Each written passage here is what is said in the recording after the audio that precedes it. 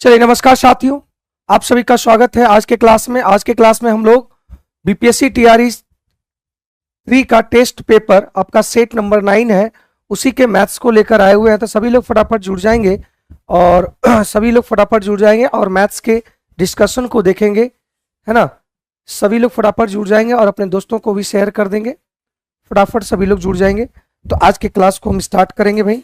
सभी को good morning, सभी को नमस्कार, सुप्रभात।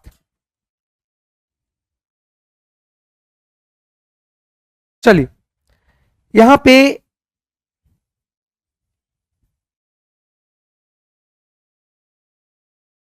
सवाल है कि 15 भुजाओं वाले समबाहु त्रिभुज के बहिष्कोण ज्ञात कीजिए। मतलब इस बात समझना कि एक बहुभुज है, उसकी बाह्य कोण की अगर बात किया गया, बाह्य कोण कितना होगा, है ना। हम जानते हैं एक्सटीरियर एंगल जितने भी, मतलब यहां पे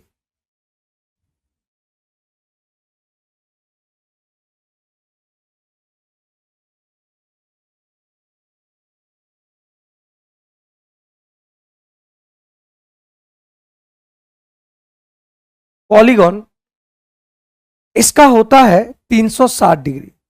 मतलब किसी भी पॉलीगन्स की अगर टोटल बाह्य कोण की अगर बात किया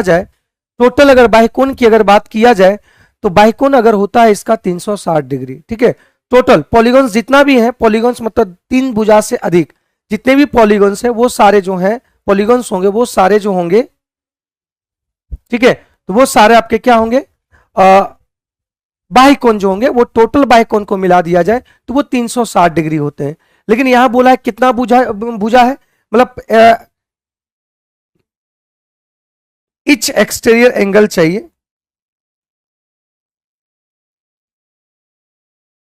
तो यहां होगा 360/15। प्रत्येक एंगल चाहिए, है ना, प्रत्येक बाह्य एंगल चाहिए। तो ये आपका कट जाएगा 15 दूनी 30 और 15 चौका 60, मतलब 24 डिग्री। ये 24 डिग्री होगा। ठीक है, 24 डिग्री आंसर होगा। ठीक है, गुड मॉर्निंग एनी कुमारी। चलिए शेयर कर देंगे आज के सेशन को, आज के क्लास को दोस्तों के साथ जो तैयारी कर रहे हैं टीआरई 3 का। तो ये सवाल मजेदार सवाल है। तरह के एक हॉल में मौजूद लोगों में से 6/11 लोग वहां उपलब्ध कुर्सियों में से 9/14 पर बैठे हुए हैं। तो एक बात समझेंगे कि यहां पे जो पीपल है, टोटल पीपल की अगर बात किया गया वो 11 है। आराम समझेंगे, टोटल 11 है, जिसमें बोला गया है कि 6/11 लोग वहां के उपलब्ध कुर्सियां में से 9/14 पर बैठे हुए हैं। मतलब यहां पे जो बैठे हुए हैं, सिटिंग किए हुए जो बैठे हुए हैं, है ना, जो सिटिंग हुआ है, जो बैठे हुए वो 6 है, और जो खड़े हुए हैं, है ना, जो खड़े हैं वो आपका 11 टोटल था, जिसमें 6 बैठे हुए हैं, तो 5 आपका क्या हुआ, खड़े हुए।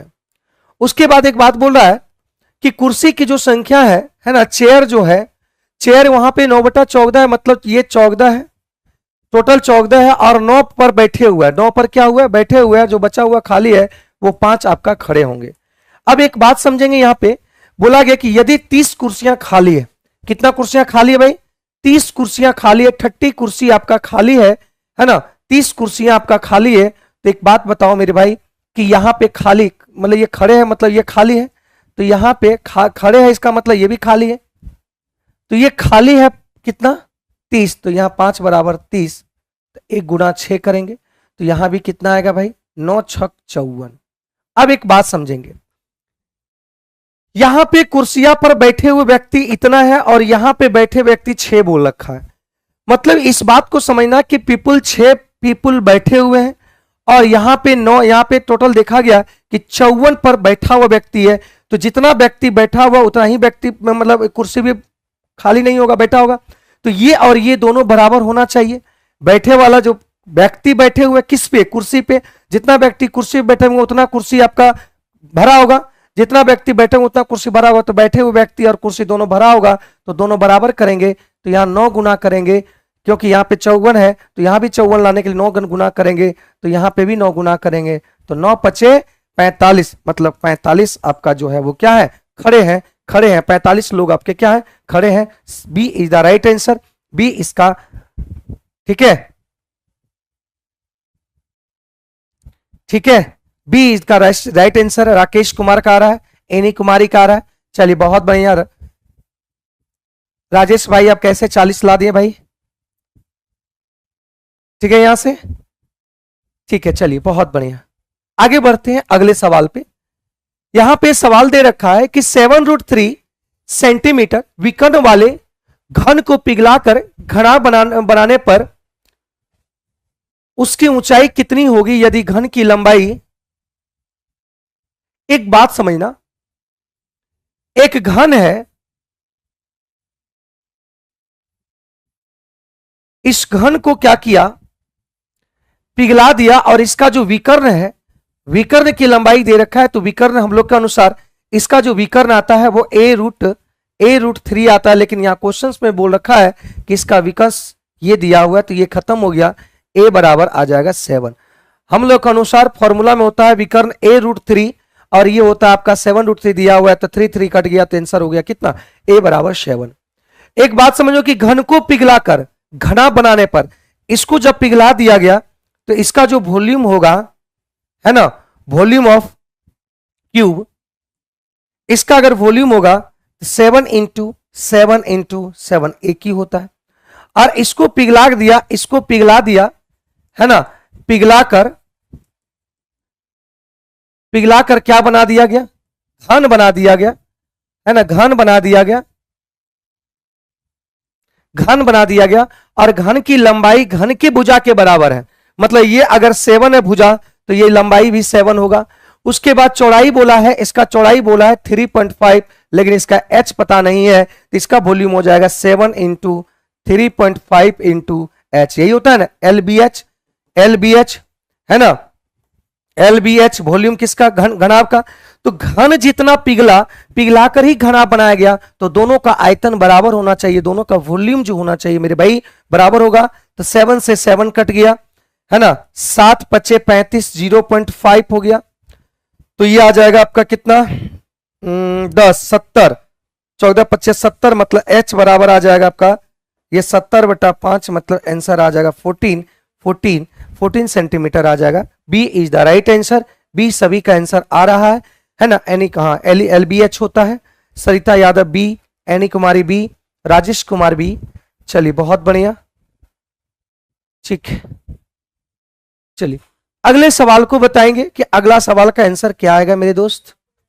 इसका बोला है कि 4600 रुपया को 8% की दर से वार्षिक साधारण ब्याज की दर पे निवेश की गई, यदि 5 वर्ष के अंत में 5 वर्ष के बाद वो राशि निकाल ली जाती है और आधी राशि को शेयर बाजार में निवेश कर दिया था, तब सबसे पहले एक बात समझेंगे कि 5 साल तक 4600 कितना रुपया हो जाता है, मतलब अमाउंट हो जाएगा। 5 साल के बाद वही 4600 रुपया क्या हो जाएगा, अमाउंट हो जाएगा। तो 4600, अब बताओ कि एक साल में ब्याज 8%, तो 5 साल में कितना, 8 × 5 = 40, और 8 × 5 = 40, तो अपने आप में ये धन आपका 100% हुआ भाई, धन अपने आप में 100% हुआ। 40% ब्याज मिला, मतलब 140%, इसका 140% अगर निकाल देंगे, है ना, 100% अपने आप में ये धन हुआ, 40% ही ब्याज मिला, क्योंकि SI जो होता है RT% होता है। R यहां पे 8 है और ये 5 है, तो ये आ गया 40% हो जाता है, ठीक है। तो यहां से ये कट गया, तो क्लियर है यहां तक। 14 × 6 = 84, ठीक है, 14 × 6 = 84 आ गया, और 14 × 6 = 42, 56, और यहां पे आ गया 8।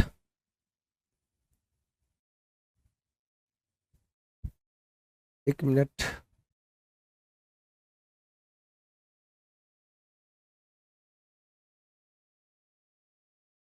चौदह 6 = 84, 84 आ गया, ठीक है। 14 चौक हो गया आपका 56,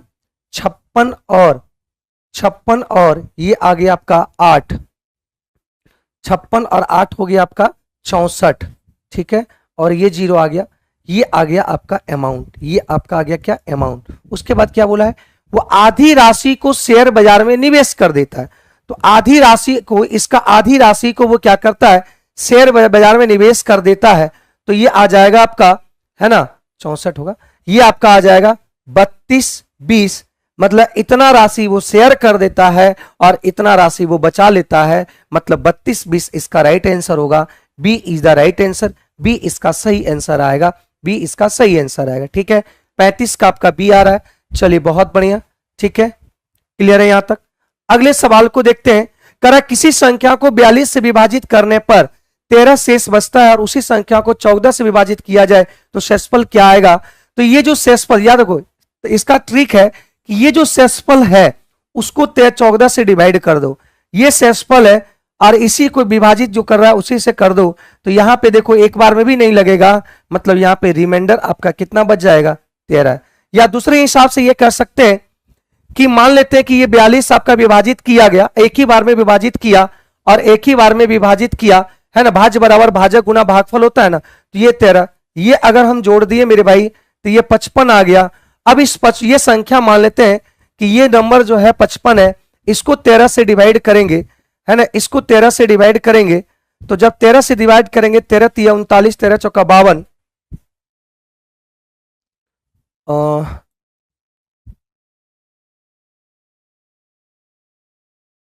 14 से करना है ना, 14 से, एक मिनट, इसको भी 14 से करना है, तो 14 से करना है, 14 तिया 42, अब 42 और 8 5 13, यहां भी रिमाइंडर आपका बच जाएगा कितना, 13। इस तरीके से भी कर सकते हैं, या जो शेषफल बचा हुआ है, जो शेषफल बचा हुआ उसी को 14 से डिवाइड कर देंगे। ठीक है, उसी को 14 से डिवाइड कर, जो शेषफल बचा हुआ है उसी को क्या करेंगे, 14 से डिवाइड कर देंगे, तो आंसर आपका आ जाएगा वही, क्योंकि एक बार में भागा नहीं लगेगा, मतलब 13 आंसर आ जाएगा। या तो ऐसे आप कर सकते हैं। क्लियर है यहां तक? कोई बात यहां तक दिक्कत है बोल लो, अगर प्रॉब्लम है तो बता देना भाई।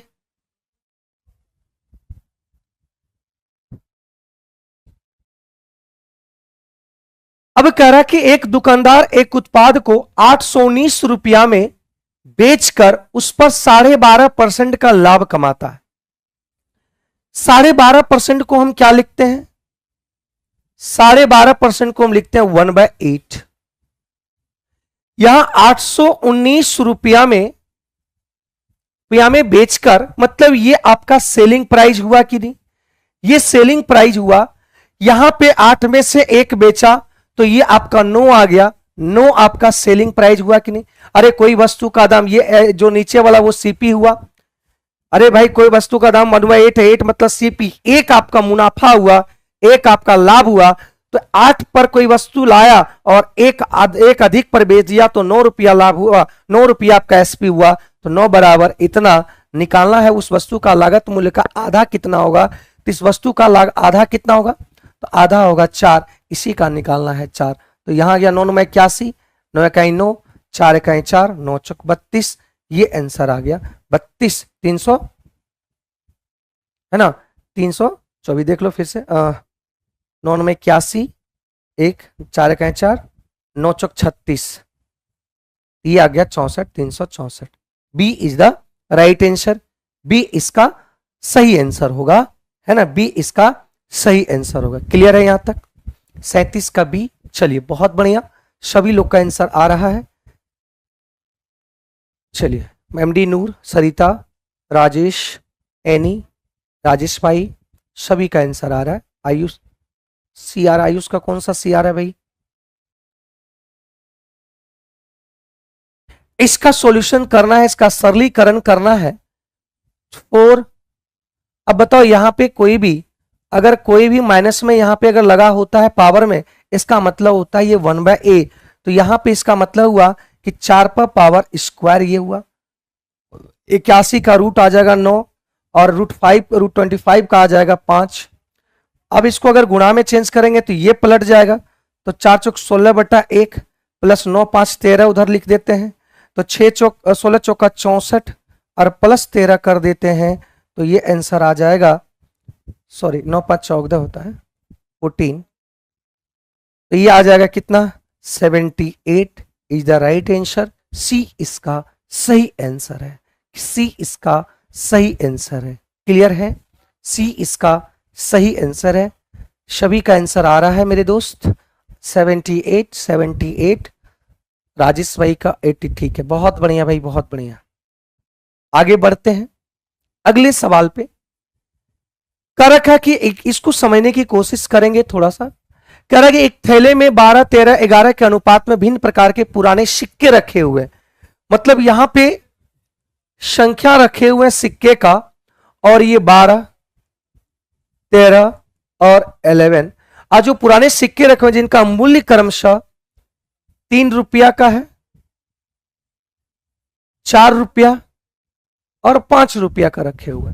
लेकिन यदि सिक्के का कुल मूल्य दिया हुआ है 572, कुल मूल्य 572 दिया हुआ है, कुल मूल्य 572 दिया हुआ है, ये आपका मूल्य में है और ये रेशियो आपका संख्या में है, तो कभी भी बताएंगे, कभी भी क्या इससे हम कंपैरिजन कर पाएंगे? नहीं, इसको भी किस में चेंज करना पड़ेगा? मूल्य में चेंज करना पड़ेगा, क्योंकि ये कंफर्म वैल्यू आपका मूल्य में है और ये संख्या आपका कॉइन्स, ये जो रेशियो ये कॉइन्स में संख्या में, तो संख्या को चेंज करना पड़ेगा मूल्य में, तभी तो कंपैरिजन करेंगे। तो देखो 3 रुपया का 12 संख्या आपको दे दे, 3 रुपया का सिक्का आपके हाथों में 12 को दे दे, तो आप क्या कहेंगे कि मेरे पास 12 या 36 रुपया हुआ कि नहीं भाई? ठीक है। 4 रुपया का आपके हाथों में, 4 रुपये का सिक्का आपके हाथों में 13 सिक्का दे दे, तो 13 चौका कितना हो जाएगा? 52 हो जाएगा। 5 रुपया का 11 सिक्के आपका हाथों में दे दे, तो ये आ जाएगा कितना? 55 रुपया हो जाएगा। अगर इसको सभी को जोड़ दिया जाए, 5 दूनी 7, 7 6 13, 3 आ गया, 5 5 10 13, 13 1 ये आ गया, तो इतना बराबर ये दे रखा है ना। ये हम लोग के अनुसार टोटल मूल्य इतना आया, लेकिन क्वेश्चन में बोल रखा है 572 टोटल मूल्य है। तो यहां पूछ क्या रहा है कि 3 रुपये के मूल्य वाले सिक्कों की कुल संख्या कितना है? 3 रुपये मूल्य वाले के सिक्कों की संख्या 12 है। इसी को आपको क्या करना है? निकालना है मेरे भाई। क्लियर है? यहां तक बात समझ पाए कि नहीं?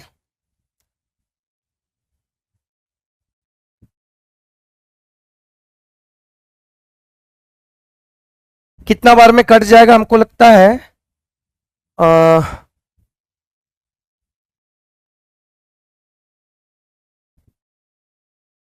ये 4 बार में आपका कट जाएगा, तो ये 4 बार में कट जाएगा, तो ये 12 चौक 48 आंसर आएगा। ए 39 का ए आंसर आ रहा है, 39 का ए आंसर आ रहा है ना। 4 टाइम से ये कट गया, तो क्लियर आ गया। तो यहां 48 आ गया आंसर। क्या यहां पे आप समझ पाए?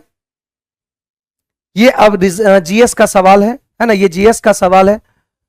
तो यहां तक कंप्लीट हो चुका है भाई। सभी लोग को मैथ्स का चीजों को समझ पाए? क्या कहीं पे दिक्कत हुआ? ठीक है, थैंक यू भाई, थैंक यू। तो अब जीएस वाले सर आएंगे और जीएस का अपना डिस्कशन करेंगे। ठीक है, ठीक है।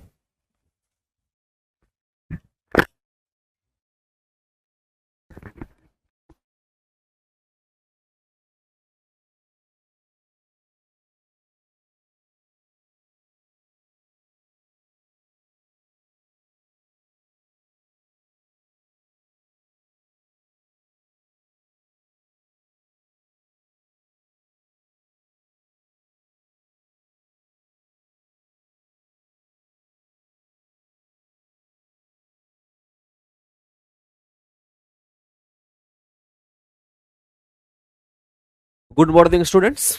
तो मैं हिमांशु कुमार आपका वेलकम करता हूँ। आगे हम लोग जीएस के पॉइंट पे चलते हैं। All of you good morning. अन्नी कुमारी, राजेश भाई, जो भी हो सब लोग गुड मॉर्निंग, गुड मॉर्निंग। तो एक एक करके हम लोग क्वेश्चन को देखें।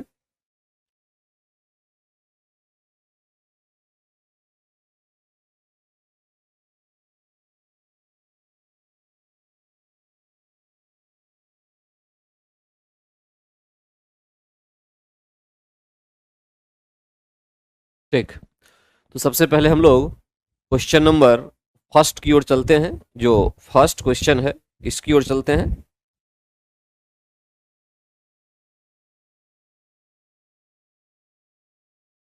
क्वेश्चन नंबर फर्स्ट, ठीक है। क्या कह रहा है ये? प्रधानमंत्री स्ट्रीट वेंडर्स आत्मनिर्भर निधि, जिसको पीएम स्वनिधि के नाम से भी जाना जाता, पीएम स्वनिधि के नाम से भी इसको जाना जाता है। तो जो पीएम स्वनिधि योजना है, इसके संदर्भ में निम्नलिखित कथनों पर विचार कीजिए। विचार करना है तो करें विचार जरा। पहला पॉइंट ये कह रहा है कि यह एक माइक्रो क्रेडिट योजना है जो बिना किसी ब्याज के कार्यशील पूंजी संपार्श्विक मुक्त ऋण की सुविधा देता है। इसमें से एक बात सही है, एक बात गलत है। सही तो यह है कि यह माइक्रो क्रेडिट योजना है, इसमें कोई डाउट नहीं है, लेकिन जो बिना किसी ब्याज के, ये गलत है। ब्याज तो आपको देना ही पड़ेगा, मिनिमम, बहुत कम, ठीक है। तो ये पॉइंट गलत हो गया, ब्याज इसमें लगता है। दूसरी बात, इसे आवास और शहरी मामलों के मंत्रालय द्वारा 2020 में प्रारंभ किया गया। सही बात है ये, मतलब यहां तक तो लाइन सही है, और यह पूरे भारत को कवर करता है, ये वाला पॉइंट गलत है। इसका मतलब मैं बताऊंगा अभी इसको, ये भी पॉइंट गलत हो गया। और तीसरा, हाल ही में इस योजना की ऋण अवधि दिसंबर 2025 तक बढ़ा दी गई है। पूरी लाइन ही गलत है, क्योंकि दिसंबर 2025 के बदले 2024 तक बढ़ाई गई है, 24 तक ये बढ़ाई गई है। तो कुल मिला के जो हमारा कंक्लूजन है वो ये निकल रहा है, निष्कर्ष ये निकल रहा है कि 3 भी पॉइंट गलत है, एक भी पॉइंट इसका सही नहीं है। तो करेक्ट आंसर आ गया ई जो है इसका करेक्ट आंसर। ठीक है, बात आई समझ में? ई इसका जो है करेक्ट आंसर है। अब जरा पॉइंट को मैं समझाता हूं, इसको समझना है। हाँ, good morning all of you. इसमें पहली बात तो ये कि पीएम स्वनिधि जो योजना है, ये योजना स्ट्रीट वेंडर के लिए है। ठीक है, मतलब सड़क के किनारे, पटरियों पर जो इस प्रकार का रोजगार करते हैं, फल बेचते हैं, सब्जी बेचते हैं, छोटा मोटा सामान बेचते हैं, इन लोगों के लिए फाइनेंशियल सपोर्ट, ताकि ये छोटा व्यापार शुरू कर सकें। छोटा व्यापार प्रारंभ करने के लिए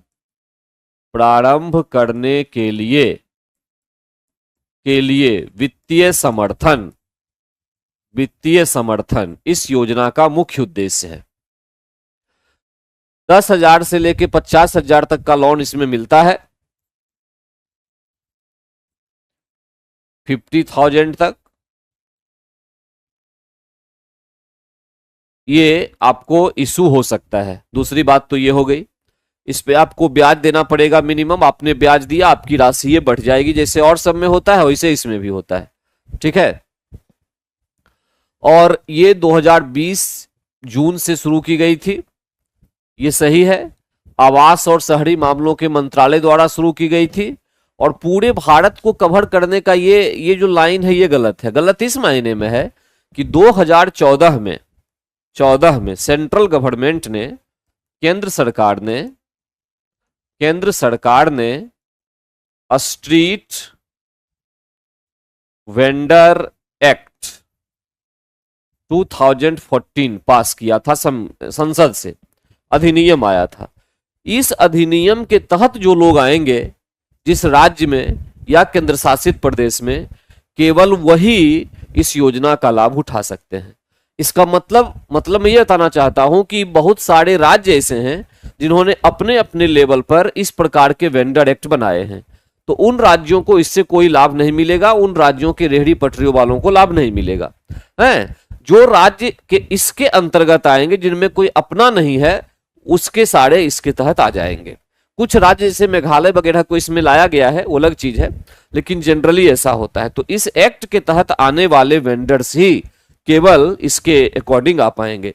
और इस एक्ट में क्या हुआ था कि जो बेचने वाले लोग हैं, ये सब रेहड़ी पटरी वाले, इनको एक लाइसेंस दिया गया था। तो जिनको लाइसेंसिंग जो कार्ड मिल गया था, वो कार्ड ही वो पहचान थी जिसके आधार पे उनको इस योजना का लाभ मिलेगा। सब लोगों को कार्ड नहीं मिला तो सबको नहीं मिलेगा, तो पूरे भारत में लागू होने का कोई मतलब नहीं है। ठीक है, और ये 2024 तक बढ़ाई गई है दिसंबर, आगे और भी बढ़ाई जा सकती है, अलग बात है। ये पॉइंट था। तो कुल मिला के इस पूरे प्रोग्राम का आपने समझ लिया होगा मैकेनिज्म क्या है, और करेक्ट पॉइंट समझ लिया होगा। तो पूरे भारत को कवर नहीं करता है, केवल इसको कवर करता है, बिना किसी ब्याज के नहीं, ब्याज आपको देना पड़ता है। ठीक है, समर्थन देना, ये पॉइंट था इसमें। आगे आइए क्वेश्चन नंबर 2 की ओर चलते हैं।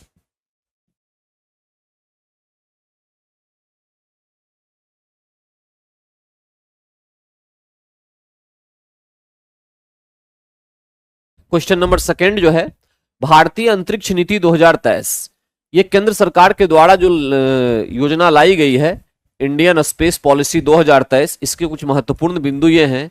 एक जो है प्राइवेट सेक्टर को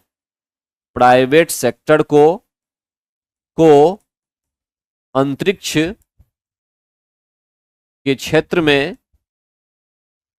के क्षेत्र में लाना, पहला पॉइंट यह है। दूसरा, इसरो की सुविधा का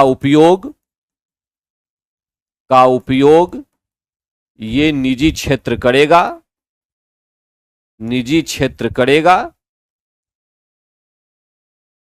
तीसरा, निजी क्षेत्र या गैर सरकारी क्षेत्र जिसको कहें हम उसको निजी क्षेत्र रॉकेट, उपग्रह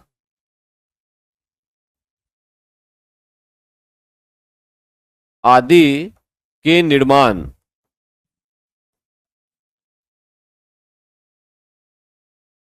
में महत्वपूर्ण भूमिका निभाएगा, ये कहा जा रहा है। और चौथी बात एक ये है, इसरो अंतरिक्ष अनुसंधान पर अधिक ध्यान दे पाएगा, अधिक ध्यान देगा। ठीक है। और पांचवा पॉइंट ये था कि अगले कुछ वर्षों में भारत की अंतरिक्ष क्षेत्र में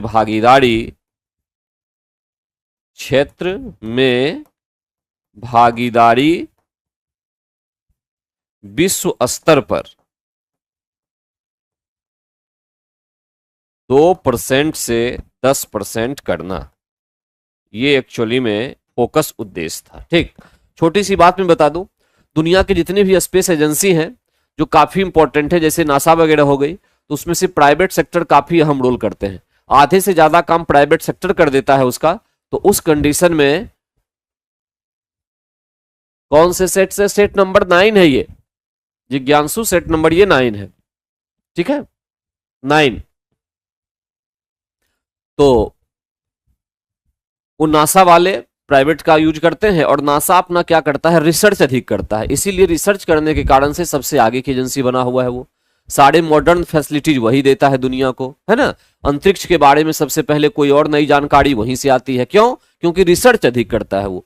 तो यहां पर भी यही कहा गया है कि इसरो जो है अंतरिक्ष अनुसंधान पर अधिक ध्यान देगा। ये तब देगा जब प्राइवेट सेक्टर अंतरिक्ष के क्षेत्र में इन्वॉल्व होंगे, और जैसे उपग्रह बनाना हो, उपग्रह को छोड़ना हो, उपग्रह को ले जाने वाले रॉकेट का निर्माण करना हो, सैटेलाइट लॉन्च व्हीकल्स की बात हो, इन सब चीजों का निर्माण में निजी क्षेत्र अगर आ गया तो इसरो पर यह बोझ कम हो जाएगा इन कार्यों को करने के लिए, और वो रिसर्च कर पाएगा। इसलिए एक्चुअली में ये अंतरिक्ष पॉलिसी लाई गई थी। ठीक है, तो अब इसमें से संबंधित जरा पॉइंट को देखते हैं कि पॉइंट क्या है।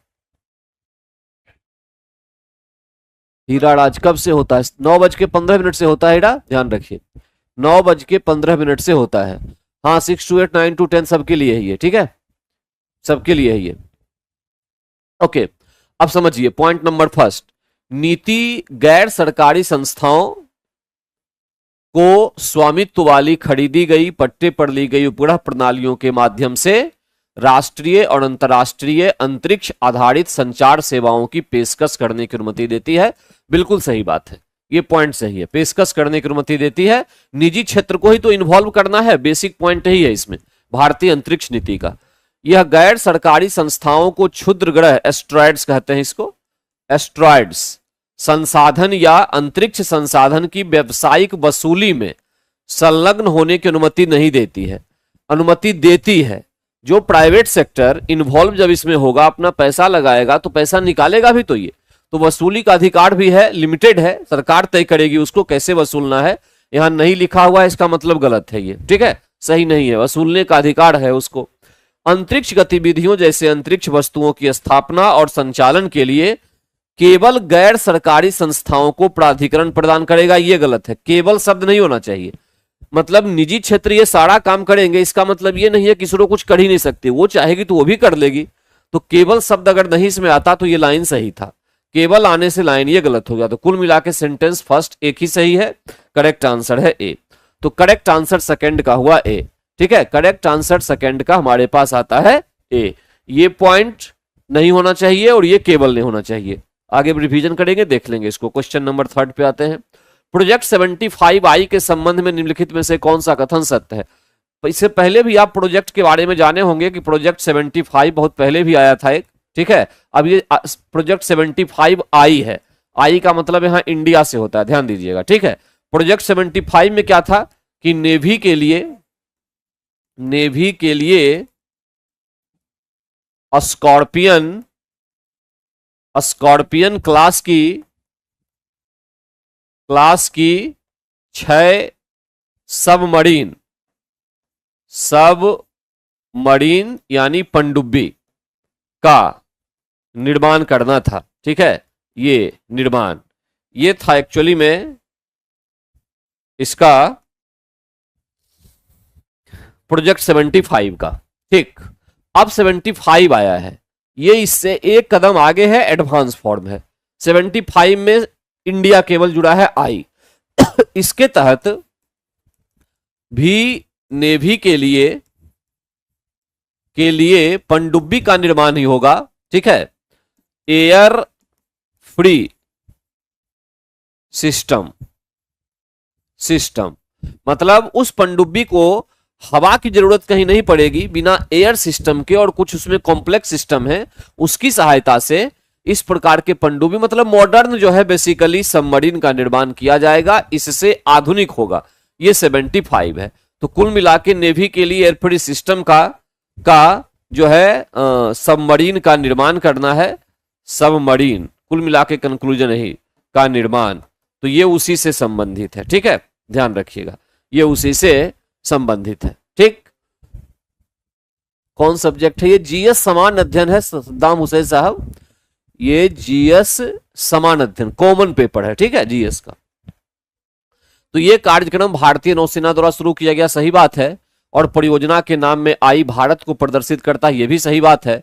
तो करेक्ट आंसर हो गया बी, थर्ड का करेक्ट आंसर बी हुआ, थर्ड का बी। आगे चलते हैं क्वेश्चन नंबर 4 पे।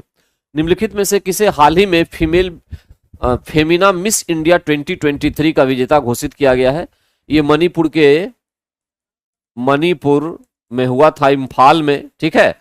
और इसमें घोषित की गई है राजस्थान की नंदिनी गुप्ता।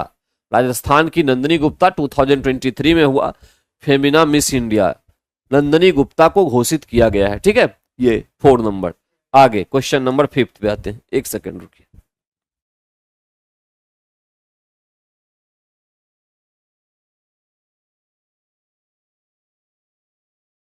तो एक तो पॉइंट ये हो गया।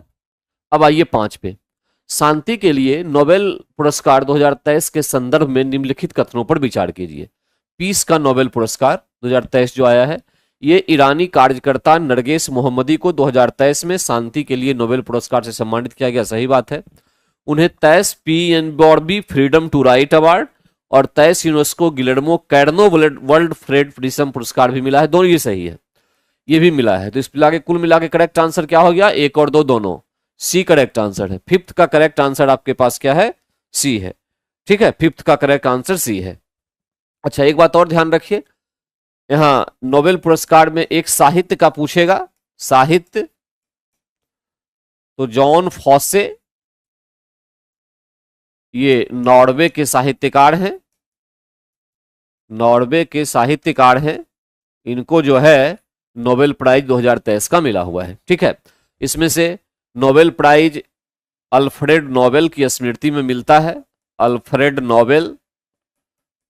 नोबेल जो है, इन्होंने 1863 में डायनामाइट की खोज की थी, डायनामाइट की खोज की थी, ठीक है। जिस समय उन्होंने डायनामाइट की खोज की थी, इसको निर्मित करने में वर्तमान में NaNO3 का उपयोग किया जाता है, वर्तमान में जो है डायनामाइट का निर्माण NaNO3 के द्वारा होता है, पहले वो नाइट्रोग्लिसरीन के माध्यम से किया जाता था। तो डायनामाइट ये हो गया। 1901 से जो है नोबेल प्राइज की शुरुआत हुई। नोबेल प्राइज की शुरुआत 1921 से की गई है। तो करेक्ट आंसर हमारे पास सी आया। ठीक है, फिफ्थ का करेक्ट आंसर है सी। उसके बाद क्वेश्चन नंबर 6 पे आते हैं। 6, भारत सरकार की 75/25 पहल किससे संबंधित है? ये कॉमन है, पता है आपको होगा। 2025 तक उच्च रक्तचाप यानी हाई ब्लड प्रेशर और डायबिटीज से पीड़ित 57 मिलियन व्यक्तियों के लिए मानक देखभाल प्रदान करना जो है ये इसका उद्देश्य है। ठीक है, ये करेक्ट आंसर आपके पास है ई। ठीक, तो ये बेसिकली हाई ब्लड प्रेशर और डायबिटीज से रिलेटेड लोगों के लिए प्रोग्राम भारत सरकार के द्वारा चलाया गया है। 75/25 के नाम से इसको जानते हैं। ठीक है, करेक्ट आंसर इसका ए हुआ। ठीक है, आगे आइए। देश में पहली बार किस ट्रांसजेंडर को बिहार के पटना यूनिवर्सिटी में सीनेट सदस्य बनाया गया है? एक याद करने वाला फैक्चुअल क्वेश्चन है। रेशमा प्रसाद, ध्यान दीजिएगा।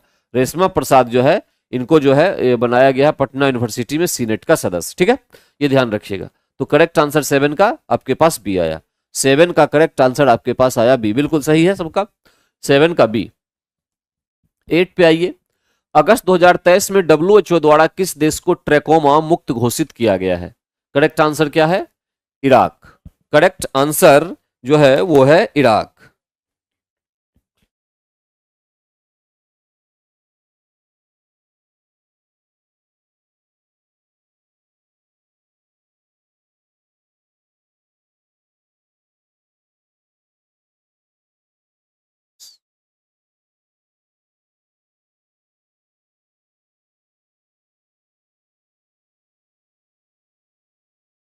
देखिए, ट्रेकोमा जो है आइज से रिलेटेड एक प्रॉब्लम है। ये आंख से संबंधित एक बीमारी है, आंख से संबंधित, जिसमें कभी कभी रोशनी भी चली जाती है पूरी, संबंधित समस्या है। यह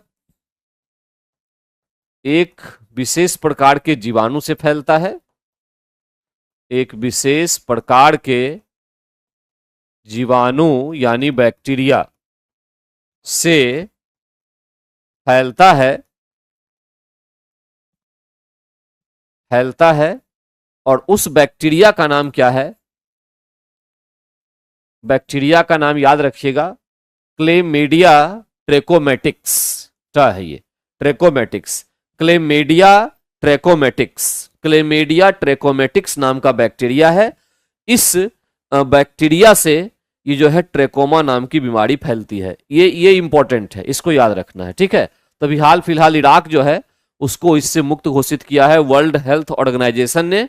ठीक है, WHO ने इसको, इराक को, आंख से संबंधित बीमारी, बैक्टीरिया का नाम आपको याद रखना है, यहां से काम आपका निकल जाएगा। ठीक है, आगे चलते हैं क्वेश्चन नंबर।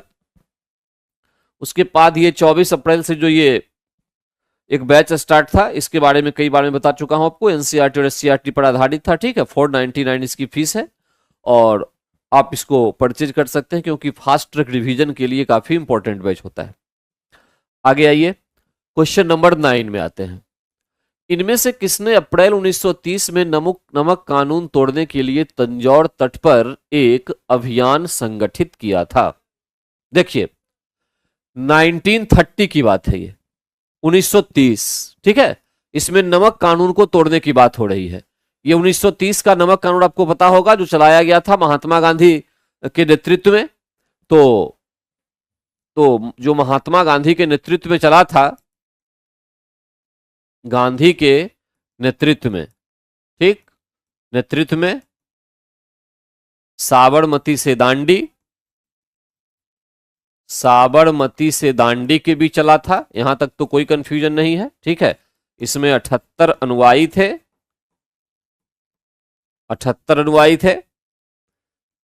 241 मील की यात्रा, 241 मील की यात्रा 5 अप्रैल को ये पहुंचे थे दांडी पहुंचे और 6 अप्रैल को नमक कानून को तोड़ा। 6 अप्रैल नमक कानून तोड़कर तोड़ा और आंदोलन की शुरुआत की। ठीक है, अब क्या हुआ कि इससे प्रेरित होकर, ये तो उत्तर भारत की बात थी या पश्चिम भारत कहें, दक्षिण भारत में भी कई सारे नेता ने इस प्रकार के आंदोलन को आगे बढ़ाने का प्रयास किया था। अब इसमें से जो है एक सबसे इंपॉर्टेंट जो लीडर थे वो थे राजगोपालचारी। राजगोपालचारी, ठीक है, इन्होंने तिरुचिरापल्ली, तंजौर से अपनी यात्रा शुरू की, जैसे महात्मा गांधी ने साबरमती से शुरू की, और इनकी यात्रा वेदारण्यम तक जाके समाप्त हुई। वेदारण्यम तक, वेदारण्यम की यात्रा, ठीक है, ये राजगोपालचारी की थी। करेक्ट। ये क्वेश्चन वहीं से है कि तंजौर तट पर एक अभियान संगठित किया था, तो तंजौर पर जो किया राजगोपालचारी ने किया, तो करेक्ट आंसर इसका क्या हो गया? बी हो गया। इसमें छोटी सी बात और बता दूं मैं, ये तो एक थे, दूसरे एक थे के कलप्पन, इनकी यात्रा जो है कालीकट से पेन्नौर की थी, पेन्नौर की यात्रा थी। यहां भी वही था, नमक कानून को तोड़ना था के कलप्पन का। ठीक है, कालीकट से पेन्नौर। एक पॉइंट और ध्यान रखना है कि 1930 का जो नमक वाला आंदोलन था ये, ठीक है, इसमें छत्तीसगढ़ में एक विशेष प्रकार का प्रयोग किया गया। क्या किया गया था? छत्तीसगढ़ में सिवड़म का निर्माण हुआ था। सिवड़म का निर्माण जगह जगह पर किया गया था, जगह जगह पर किया गया था। तो ये सिवड़म शब्द आपको याद रखना है। एक्चुअली में जब लोग यात्रा करते हैं तो उसमें थकान भी होती है, उनको बैठना भी पड़ता है, आराम भी करना पड़ता है। तो जैसे सैनिक वगैरह युद्ध वगैरह करते हैं या उस समय तैयार हो रहे होते हैं या कर चुके होते हैं, फिर उनको बीच में कहीं रेस्ट लेना है, उनके लिए कुछ शिविर बनाए जाते हैं जगह जगह पे। उसी प्रकार से ये नमक के जो सत्याग्रही थे आंदोलन के, वो जब लंबा पैदल चलते थे, लंबी दूरी यात्रा तय करते थे, तो बीच बीच में आराम की आवश्यकता पड़ती थी। तो छत्तीसगढ़ में इसके लिए सिवड़म का निर्माण जगह जगह किया गया था, जहां वो बैठ के आराम करते थे, योजना बनाते, फिर आगे बढ़ते थे। तो सिवड़म का संबंध जो है छत्तीसगढ़ से है, और किस आंदोलन से है? तो 1935 के नमक आंदोलन से है। ठीक है, ध्यान रखिएगा इस बात को। तो करेक्ट आंसर हमारे पास इसका आ गया सी राजगोपालचारी। आगे चलते हैं क्वेश्चन नंबर 10 की ओर। स्वदेशी आंदोलन शुरू किया गया था, स्वदेशी आंदोलन 1905, जब 16 अक्टूबर को बंगाल विभाजन की घोषणा हुई थी।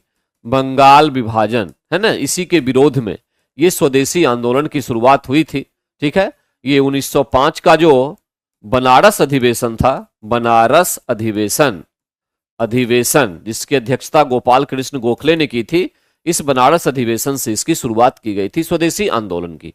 ठीक, अब ये शुरू किया गया था बंगाल विभाजन के विरोध में, भारतीय माल उपभोग जालियांवाला।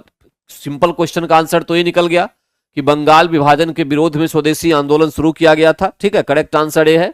अब इसमें कुछ बेसिक पॉइंट्स आप ध्यान रखेंगे कि जो स्वदेशी आंदोलन शुरू हुआ था, ठीक है, स्वदेशी मूवमेंट, इसकी कुछ खास बातें क्या थी? वस्त्र, स्कूल, अदालत, सरकारी नौकरी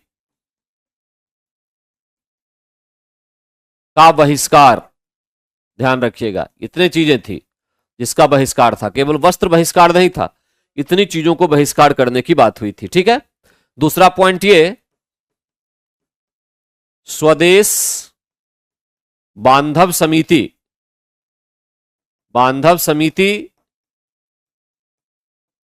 अश्वनी कुमार दत्त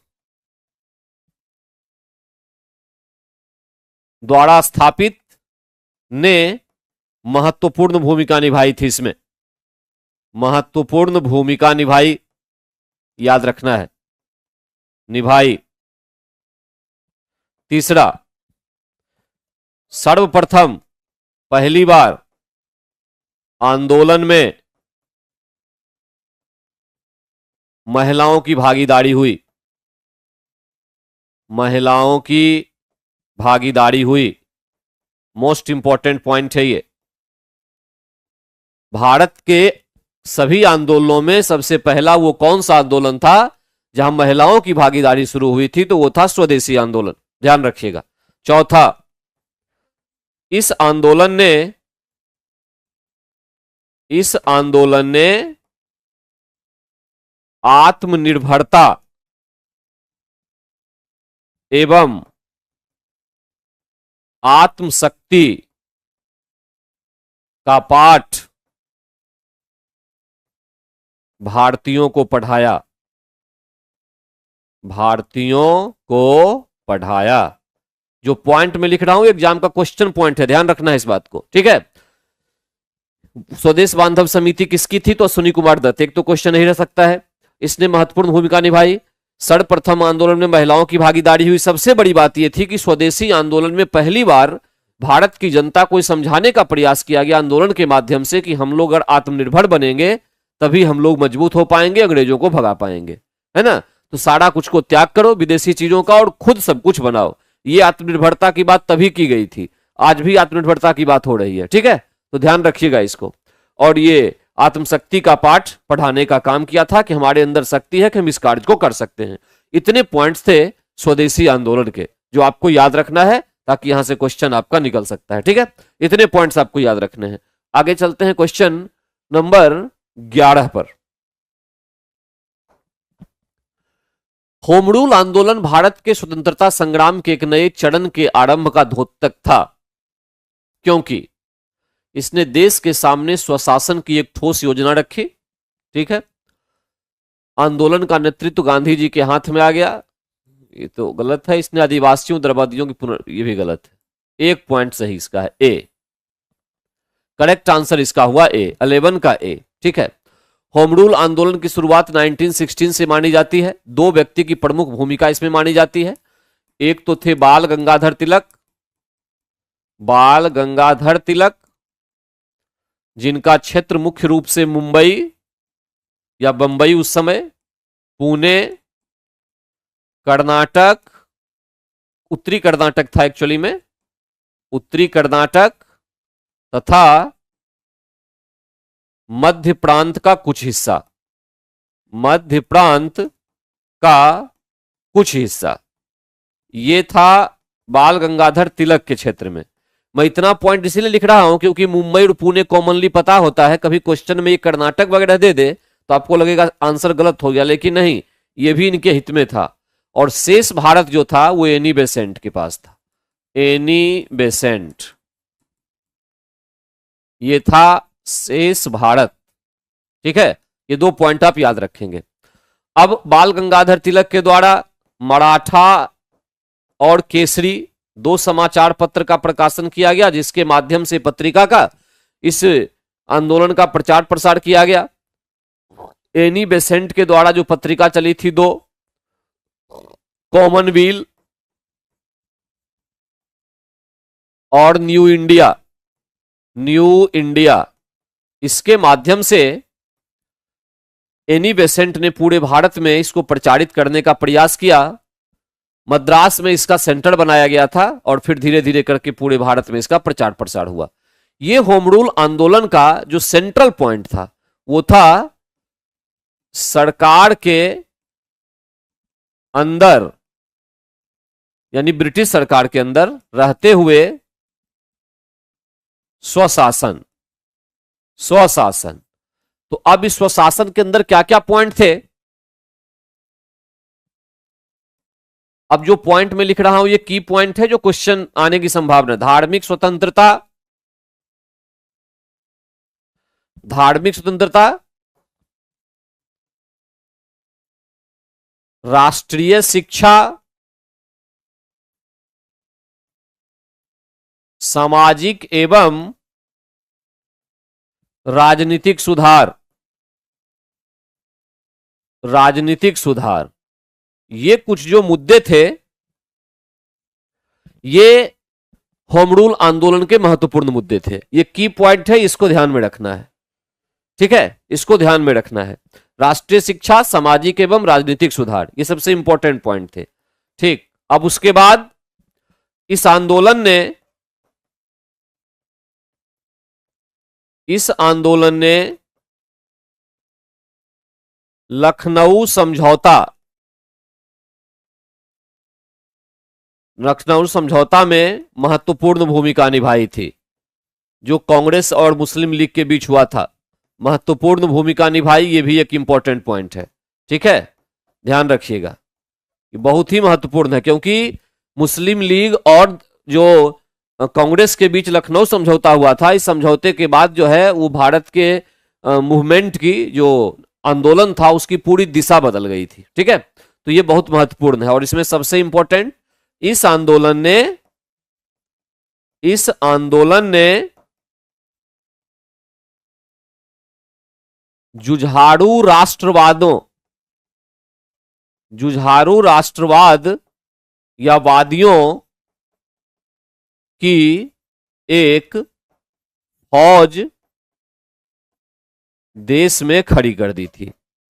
देश में खड़ी कर दी थी। यह भी एक इंपॉर्टेंट फैक्टर है इस होम रूल आंदोलन का। ठीक है, तो कुल मिला के 4 पॉइंट आपको ध्यान में रखना है। सरकार के अंदर रहते हुए स्वशासन, ये सबसे महत्वपूर्ण पॉइंट था। स्वशासन के अंदर कई चीजों में परिवर्तन होना चाहिए। धार्मिक स्वतंत्रता मिलनी चाहिए, राष्ट्रीय शिक्षा का प्रसार होना चाहिए, सामाजिक और राजनीतिक सुधार होने चाहिए। सब स्वशासन के ही हिस्से थे, मैं ये कहना चाहता हूं। इस आंदोलन ने लखनऊ समझौते में महत्वपूर्ण भूमिका निभाई, सबसे महत्वपूर्ण है। और उससे भी बड़ा महत्वपूर्ण है कि कुछ ग्रुप समूहों को इसने खड़ा किया कि हम भारत के लिए लड़ेंगे, भारत के लिए हम मरेंगे, और इसे को जुझारू राष्ट्रवादी कहते हैं। और इसकी शुरुआत होम रूल से होती है। इतना बड़ा काम होम रूल आंदोलन में किया गया था। ठीक है, इस बात को ध्यान रखना है। तो कोई भी डीप क्वेश्चन अगर आता है तो उसका आंसर यहां से निकल जाएगा। आगे चलते हैं हम लोग क्वेश्चन नंबर 12 की ओर। क्वेश्चन नंबर 12, किस अधिवेशन में होम रूल समर्थक अपनी राजनीतिक शक्ति का सफलतापूर्वक प्रदर्शन कर सके? अभी ये पॉइंट आया था, देखो क्वेश्चन भी आ गया। अपनी राजनीतिक शक्ति का सफलतापूर्वक प्रदर्शन अगर उन्होंने कहीं किया तो वो कांग्रेस और मुस्लिम लीग के बीच समझौता करवा के किया। लखनऊ समझौता में इन्होंने महत्वपूर्ण भूमिका निभाई थी। लखनऊ समझौता, महत्वपूर्ण भूमिका।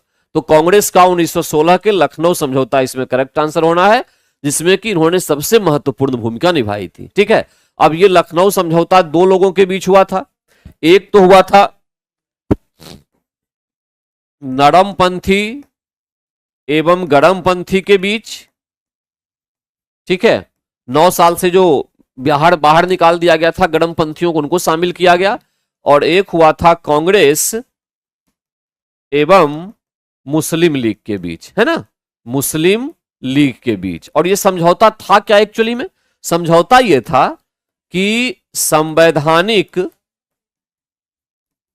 सुधार के लिए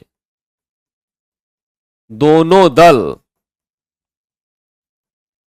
दल मिलकर ब्रिटिश सरकार पर दबाव डालेंगे, इसके लिए सहमत हो गए थे दोनों। यही था एक्चुअली में जो लखनऊ समझौता, ये बेसिकली ये था, है ना। जो पहले ये कांग्रेस और मुस्लिम लीग का दिशा बिल्कुल अलग था, अब वो ज्वाइंट हो गए। और ये कब तक चलता रहा? कि चलता रहा 1922 तक, जब तक कि असहयोग आंदोलन स्थगित नहीं हो गया। असहयोग आंदोलन के स्थगित होते ही लखनऊ समझौता फिर रद्द हो गया, फिर दोनों अलग अलग हो गए। तब तक इन्होंने बहुत महत्वपूर्ण भूमिका निभाई साथ मिलके। और जो 1919 का मॉन्टेग्यू चेम्सफोर्ड अधिनियम पास हुआ था, वो पास हुआ इसी प्रयास के बाद। ये लखनऊ समझौता के बाद ही जब दबाव सरकार पर पड़ा तभी ये पास हुआ था, नहीं तो ये पास नहीं होता। ठीक है, इस बात को ध्यान रखिएगा। करेक्ट। आते हैं क्वेश्चन नंबर 13 की ओर। किसने मोहम्मद अली जिन्ना को हिंदू मुस्लिम एकता का दूत कहा था? सिंपल सा क्वेश्चन, सरोजनी नायडू ने कहा था जिन्ना को हिंदू मुस्लिम एकता का दूत।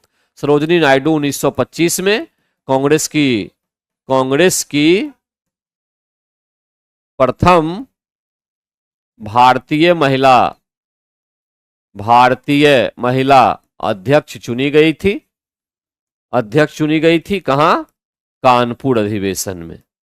कानपुर अधिवेशन में, ठीक है, कानपुर अधिवेशन में, इतना याद रखिएगा। तो इन्होंने कहा था एकता का दूत, करेक्ट है, इसमें कुछ आगे है नहीं। अब चलते हैं 14 पे। गांधी जी के सिद्धांत के अनुसार निम्न में से कौन सा कथन सही नहीं है? नहीं है। सत्याग्रही का उद्देश्य शत्रु को पराजित करना है, यही सही नहीं है। करेक्ट आंसर तो यही हो गया। सत्याग्रही का, अच्छा आगे क्या लिखा हुआ है? सत्याग्रही का शस्त्र अहिंसा है, शस्त्र अहिंसा है, ये तो बात सही है। सत्याग्रही को अपने संकल्प से दृढ़ विश्वास होना चाहिए, भी सही है। ए देखिए, क्वेश्चन एक्चुअली में क्या है कि सत्याग्रह की परिभाषा जो जान जाएगा वो इस क्वेश्चन का आंसर निकाल देगा, ठीक है ना। सत्याग्रही किसको कहते हैं? दृढ़ता के साथ सत्य का प्रयोग, इसी को सत्याग्रह कहते हैं। अहिंसा प्लस सत्य, सत्याग्रह, यह भी कहा जा सकता है। तो कुल मिलाकर कंक्लूजन समझ में आया? हिंसक नहीं होना है, अहिंसक रहना है, ठीक है, और सत्य के साथ चलना है, और सत्य को दृढ़ता से लेकर चलना है। मतलब जिद है कि नहीं, हम सत्य के साथ चलेंगे, चाहे कितनी दिक्कत हो जाए, हम उसको छोड़ने के लिए तैयार नहीं होंगे। तो ये हमारा कहलाएगा एक्चुअली में सत्याग्रह। तो महात्मा गांधी का बेसिक प्रिंसिपल था, थ्योरीज था, है। तो इसमें शत्रु को पराजित करने का कोई उद्देश्य नहीं था, सत्य को अपने तरीके से पकड़ के रखना है, शत्रु अपने आप पराजित हो जाएगा। तो कुल मिलाके सत्याग्रही का शस्त्र अहिंसा है, ये बात सही है, ठीक है, ये भी सही है। ये एक्चुअली में सही नहीं है, तो करेक्ट आंसर हो गया 14 का ए, 14 का ए। अब आइए 15 पर। 1930 में किसने इंडियन रिपब्लिक आर्मी, देखिए 1930 में क्या हुआ था, एक व्यक्ति थे सूर्य सेन, सूर्य सेन, ये एक शिक्षक थे बंगाल में, ठीक, बंगाल में। और फिर इन्होंने क्रांतिकारी भूमिका निभानी शुरू कर दी थी, भूमिका निभाई, ठीक है। एक उस समय बंगाल में क्या था, चटगांव एक जगह था, चटगांव, वहां पे शस्त्र का भंडार था अंग्रेजों का। चटगांव शस्त्रागार पर छापेमारी सूर्य सेन के द्वारा की गई थी। सूर्य सेन तथा उनके द्वारा स्थापित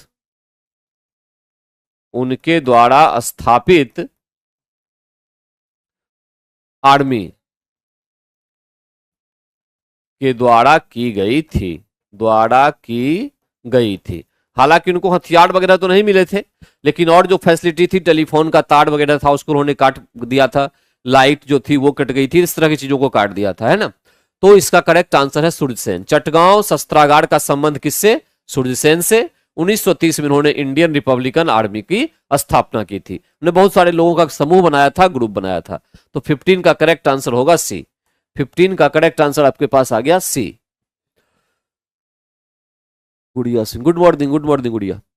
राजगीर स्थित विश्व शांति स्तूप का निर्माण कब हुआ? 1969 में हुआ, करेक्ट, याद रखिएगा यहाँ बी। इसमें 2-3 बात मैं बता दूं कि जो आप ये शांति स्तूप जो विकसित होता है बौद्ध धर्म से संबंधित होता है। बौद्ध धर्म से संबंधित 3 पॉइंट्स होते हैं, इस पर क्वेश्चन एग्जाम में आता है। एक स्तूप होता है, ठीक है, स्तूप जहां अस्थियों को सुरक्षित रखा जाए, ठीक है। जो महापरिनिर्वाण हुआ था बुद्ध का, भगवान बुद्ध का, उनकी अस्थियों को सुरक्षित रखने की जगह बेसिकली स्तूप कहलाती है। कहा तो भी जाता है कि उनके मरने के बाद उनके शरीर जो थे उनको डिवाइड करके उसको सुरक्षित रखा गया, जहां जहां वो सारे स्तूप हैं, पवित्र स्तूप हैं वो सारे। तो बेसिकली अस्थियों को सुरक्षित रखा जाना, स्तूप का मतलब यही होता था जब कोई मरता था, मृत्यु के बाद उस जगह पे रखी जाती थी, ठीक है। एक होता है चैत्य। चैत्य जो है ये पूजा घर कहलाएगा बौद्ध धर्म का, जैसे मंदिर वगैरह होता है ना उस तरह से, तो ये पूजा घर के रूप में फेमस होता है चैत्य, ठीक। और तीसरा एक होता है विहार। ये होता है कि स्तूप या चैत्य के समीप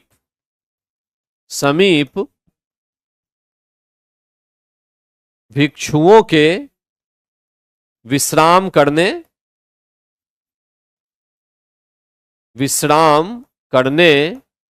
का स्थान, जहां पे वो आराम कर सकते हैं, ये एक्चुअली में कहलाता है विहार। ठीक है, रहने की जगह एक तरह से हुई। ये तीन चीजें होती है, स्तूप, चैत्य और विहार। कोई अंतर पूछे तो इस तरह से आप इसको मेंशन कर सकते हैं। आइए क्वेश्चन नंबर 17 की तरफ। वर्तमान में भारत के किस स्थान को सफेद पानी के नाम से जानता है? सफेद पानी यानी यहां पे जो है व्हाइट वाटर, ध्यान रखिएगा, ये हो गया आपका सियाचिन, आपका सियाचिन हो जाएगा। ठीक है, सियाचिन जो ग्लेशियर है काराकोरम में है, काराकोरम में है सियाचिन ग्लेशियर। ठीक है, और ये 78 किलोमीटर की लंबाई वाला है, सबसे अधिक लंबाई यही है। काराकोरम में अधिकांश जो बड़े बड़े ग्लेशियर हैं वो काराकोरम में ही है। ठीक है, से केदारनाथ जो है ये उत्तराखंड में है, उत्तराखंड में है। ठीक है, केदारनाथ। गंगोत्री जो है ये कुमायूं में है, कुमायूं में है। इस प्रकार से बहुत सारे हैं, लेकिन इसमें सबसे महत्वपूर्ण सियाचिन है, क्योंकि इसका सबसे बड़ा भी है और ये काराकोरम श्रेणी में स्थित है। तो व्हाइट वाटर के नाम से हम बेसिकली इसी को जानते हैं। तो 17 का करेक्ट आंसर हमारे पास आया सी। ठीक है, सी। 18 पे आइए। काली मिट्टी के संबंध में निम्न में से कौन सा कथन असत्य पूछ रहा है? पहली बात तो कि काली मिट्टी बनती किस चीज से है? बेसाल्ट चट्टान से बनती है, बेसाल्ट चट्टान से निर्मित होती है, निर्मित होती है। ठीक है, बेसाल्ट चट्टान।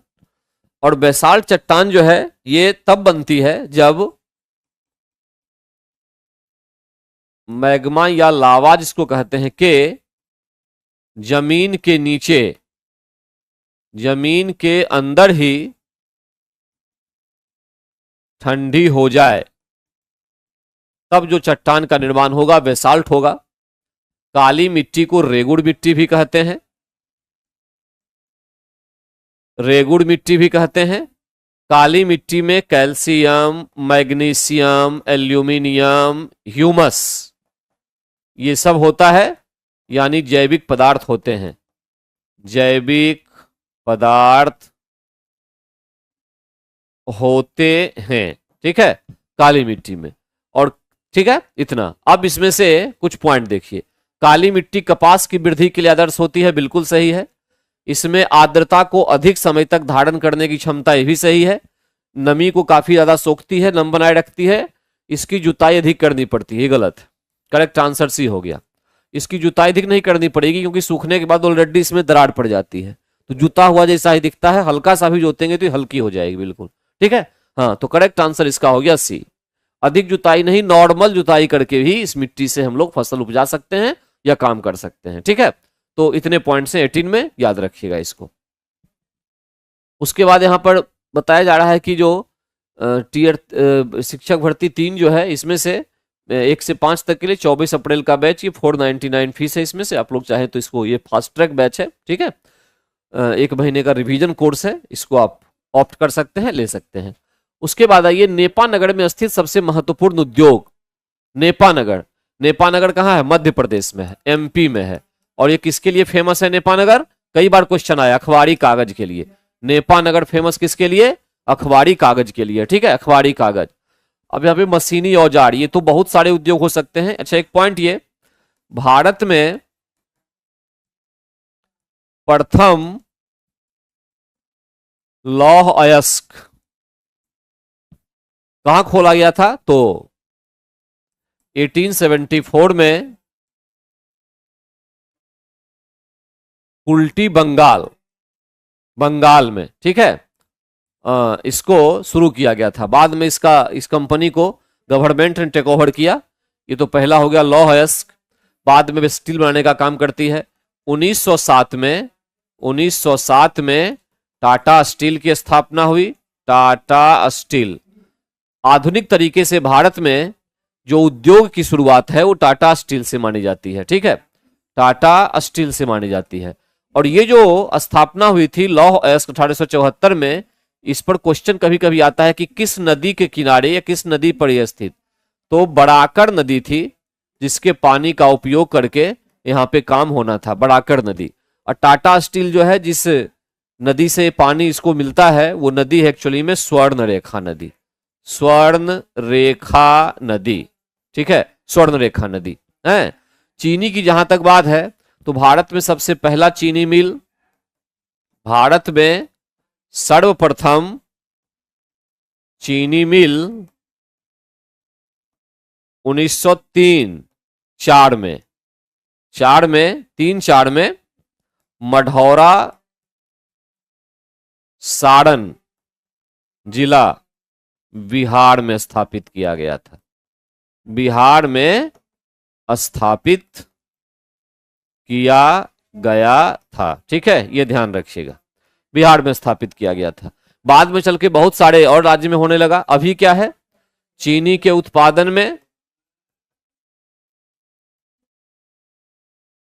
में फर्स्ट यूपी, उत्तर प्रदेश, फिर सबसे ज्यादा ग्रोथ इसमें महाराष्ट्र में भी देखा गया, ठीक है ना, महाराष्ट्र में भी सबसे ज्यादा ग्रोथ देखा गया है चीनी उत्पादन का। तो ये दो काफी इंपॉर्टेंट राज्य हैं। बिहार में भी होता है, लेकिन जितना होना चाहिए उतना नहीं होता है। अगर चीनी मिल सबसे प्रथम खोली गई थी तो आगे बिहार को आगे बढ़ना चाहिए था, लेकिन इसके एक एक करके मिल बंद होते चले गए, ठीक है। जो भी रीजन रहा हो, इतने पॉइंट्स को आप याद रखेंगे, ठीक। भारत में सर्वप्रथम चीनी मिल खोली गई थी बिहार में, मढ़ौरा सारण में। एक क्वेश्चन आने की गुंजाइश अगर बचती है तो इसको ध्यान में रखिएगा। आगे चलिए क्वेश्चन नंबर 20 पे। निम्नलिखित में से कौन सी एक पर्वतीय चोटी सही सुमेलित नहीं है? अबोर। अबोर अरुणाचल प्रदेश में है। अबोर जो है अरुणाचल प्रदेश में है। दूनागिरी उत्तराखंड, मिकिर असम। सही, तो ए करेक्ट आंसर हुआ, ठीक है, ए हुआ करेक्ट। अबोर जो है अरुणाचल प्रदेश में है, ठीक है, झारखंड में नहीं है, ध्यान रखिएगा। तो 20 का करेक्ट आंसर आपके पास ए हुआ। बी का करेक्ट आंसर आपके पास जो है वो ए हुआ, ठीक, ये ध्यान रखिएगा। इसमें ज्यादा कुछ बताने वाला तो है नहीं। आगे चलते हैं क्वेश्चन नंबर 21 में। 21, निम्नलिखित नदियों को ध्यान में रखते हुए कावेरी नदी की सहायक नदियों की पहचान कीजिए। अच्छा, कावेरी की सहायक नदी की पहचान कर दी है, ठीक है। अमरावती, भवानी, दूधगंगा। दूधगंगा एक्चुअली में कृष्णा की सहायक नदी है, याद रखिएगा, कृष्णा की सहायक नदी है, सहायक नदी है। कृष्णा कहां से निकलती है? पश्चिमी घाट के महाबलेश्वर से निकलती है। महाबलेश्वर, महाराष्ट्र, महाबलेश्वर से निकलती है। और दूधगंगा जो है उसकी ये सहायक नदी है। अमरावती, भवानी और हेमावती ये जो है ये कावेरी नदी की सहायक नदी है। तो 1, 2, 4 सही है। 1, 2, बी करेक्ट आंसर इसमें हो गया बी। 1, 2 और 4 ये सही है। कावेरी नदी जो है, कावेरी नदी, इसमें ध्यान रखिएगा 1-2 पॉइंट को, कि कावेरी नदी दक्षिण पश्चिम मॉनसून तथा उत्तरी पूर्वी मॉनसून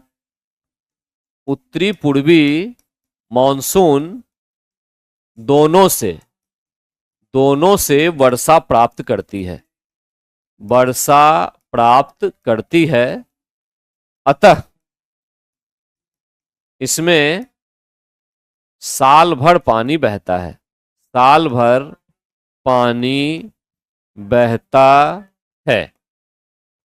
है, ठीक है, ये ध्यान रखिएगा। ये सबसे इंपॉर्टेंट फैक्टर है कावेरी नदी की। दक्षिणी पश्चिमी मानसून और उत्तरी पूर्वी मानसून दोनों से वर्षा प्राप्त करने के कारण से कावेरी नदी लगातार फ्लो करते रहती है, बहते रहती है, ठीक है। और अपना ये जल जो है बंगाल की खाड़ी में विसर्जित करती है।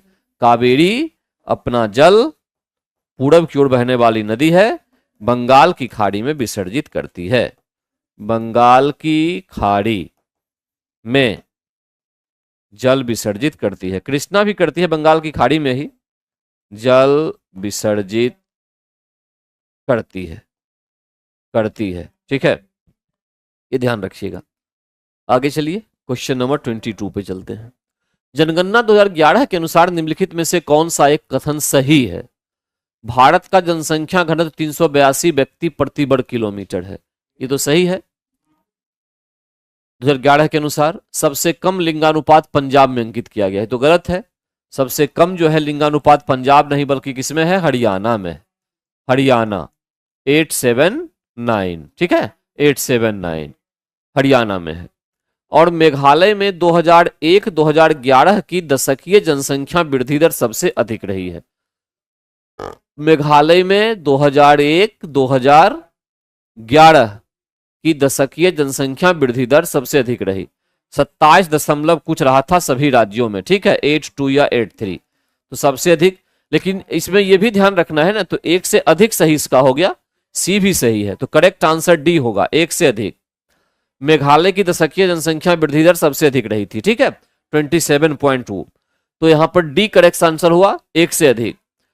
हालांकि इसमें केवल मेघालय राज्य की बात है, राज्य और यूटी को अगर जोड़ दें तो यूटी में तो 55-56% चला गया था, ठीक है, तो उस कंडीशन में केवल हम ए लगाएंगे। अगर पूरे यूटी की बात भी करेंगे तब ये नहीं होगा डी, ध्यान रखिएगा। लेकिन अगर केवल राज्य की बात करेंगे तो उसमें मेघालय में सबसे अधिक रहा था, इसमें कोई डाउट नहीं है, तब डी लगाएंगे। अब चूंकि यहां पे राज्य और यूटी का अलग अलग नहीं दिया हुआ है, तो ए आंसर आप लगा के यहां से निकल सकते हैं, ठीक। तो भारत का जनसंख्या घनत्व 382 व्यक्ति प्रति वर्ग किलोमीटर है, करेक्ट, ये होना चाहिए। आगे चलिए, क्वेश्चन नंबर 23, निम्नलिखित में से कौन सा एक सही सुमेलित नहीं है, ये पूछ रहा है।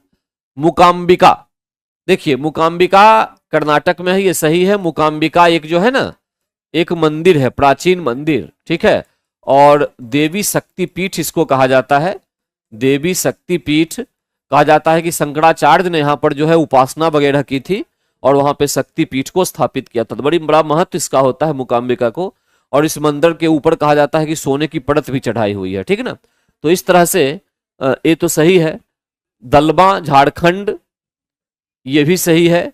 झारखंड में दलमा जो है ये एक्चुअली में क्या है, एक वन्य जीव अभ्यारण्य है, वन्य जीव अभ्यारण्य है, जहां बेसिकली हाथी वगैरह जो है इसको संरक्षित रखने का कार्य किया जाता है, संरक्षित करने का कार्य किया जाता है, ठीक, कार्य होता है। तो ये तो हो गया दलमा। नैयर छत्तीसगढ़ में नहीं है, ये नैयर एक्चुअली में नायर होनी चाहिए इस तरह से, नैयर कोई जगह तो इसे नहीं है। नायर को अगर हम देखें तो ये उत्तराखंड की बहने वाली एक नदी है, उत्तराखंड में बहने वाली एक क्षेत्रीय नदी है, एक क्षेत्रीय नदी है, ठीक है। तो इस तरह से करेक्ट जो हमारा आंसर हुआ सुमेलित नहीं है, वो नैयर हो गया, ठीक, नैयर। बात आई समझ में, करेक्ट आंसर हमारा सी हो गया, करेक्ट जो आंसर है ये हमारा हो गया सी, नैयर, जो उत्तराखंड में है, ये भी मिल रहा है, वो भी मिल रहा है, ठीक है। तो करेक्ट आंसर इसका सी, बिल्कुल सी करेक्ट आंसर इसका हुआ। अब आइए 24, बिहार के किस जिले में ककोलत जलप्रपात स्थित है। ककोलत पहले मैं बता चुका हूं इसको, करेक्ट आंसर सी, नवादा, ठीक है, ककोलत नदी पर ही है, नवादा। अच्छा यहां एक और ध्यान बताइए, सुखलदरी नाम का एक जो जलप्रपात है, सुखलदरी जिसको हम कहते हैं, ये एक्चुअली में रोहतास में है, रोहतास कन्हड़ नदी पर, ये फेमस है, इस पे भी क्वेश्चन आपके एग्जाम में पूछ सकता है, ठीक है। एक जियाड़ खंड है भोजपुर में, भोजपुर में ये फुलवड़िया नदी पर है, ये भी इंपॉर्टेंट है, इस पे भी क्वेश्चन आ सकता है, ठीक है। और रोहतास में ही एक दुर्गावती भी है, ये रोहतास में, और नदी का नाम दुर्गावती ही है, दुर्गावती। एक करकट भी है रोहतास में, ऐसे बहुत सारे हैं, सारे बिहार के जलप्रपात हैं। सबसे इंपॉर्टेंट होता है काकोलत, इस पे क्वेश्चन बहुत आता है, तो ध्यान रखिएगा। करेक्ट आंसर इसका हो गया सी, करेक्ट आंसर इसका हो गया 24 का सी, 24 का सी।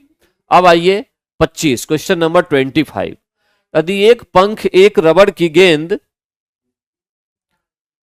एक पंख, एक रबड़ की गेंद और एक लकड़ी की गेंद निर्वात में एक समान ऊंचाई से स्वतंत्रता पूर्वक एक साथ गिर रही है, तो क्या कह रहा है कि ये अर्थ है, ये अर्थ है, ये पृथ्वी है, ठीक है। अब यहां से कुछ हाइट पर, कुछ ऊंचाई पर, ठीक है, इस तरह से कुछ ऊंचाई पर क्या हो रहा है, गिराया जा रहा है एक रबड़ की बॉल, एक वुड और एक फीदर, पंख, पंख, इन तीनों को गिराया गया। अगर आप नॉर्मल कंडीशन में गिराएंगे तो जो सबसे भारी होगा वो पहुंचेगा जमीन पर सबसे पहले।